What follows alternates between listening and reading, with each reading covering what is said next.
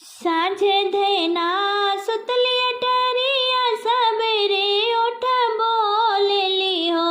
अम्मा आज रात देखौ मैं सपना, सपनवा मन मोहक हो।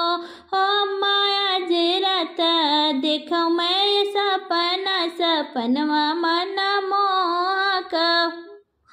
साँझ धना सुतली अटरिया सबेरे उठ बोलेली हो। अम्मा आज रात देखौ मैं सपना, सपनवा मन मोहक हो।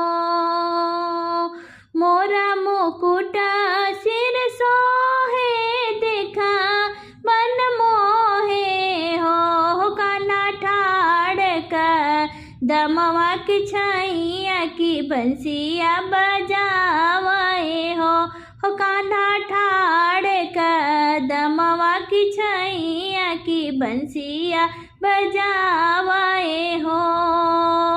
विजया धर धरी मुरली की अंगूरी नचावे हो। अम्मा रही रही तेरा सुनावे की धेनु चरावे हो। अम्मा रही रही तेरा सुनावे की धेनु चरावे हो। इतना वचन धन कहली की कहाँ न पावेली हो। सखिया जाई बना लेटली अंदरवा कमर पीर आवेली हो। सखिया जाई बना लेटली अंदरवा कमर पीर आवेली हो।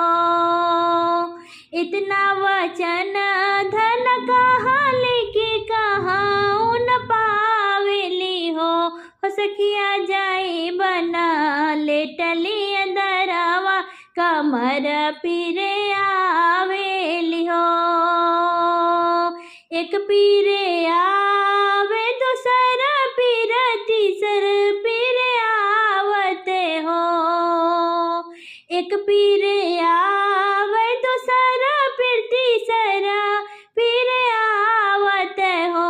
सखिया राम राम कही के बचनिया की रैना बितावेली हो।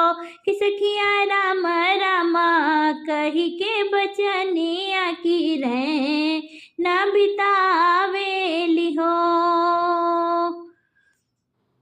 होते सबेरे सूरज निकले की होरी लाजन माली है हो। सखिया बाजे लगी आनंद बधाइया उठन लगी सोहर हो।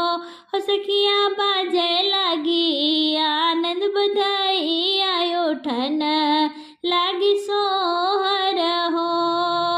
होते सबेरे सूरज निकले की होरी लाजन माली है हो। सखिया बाजे लगी आनंद बधाइया उठन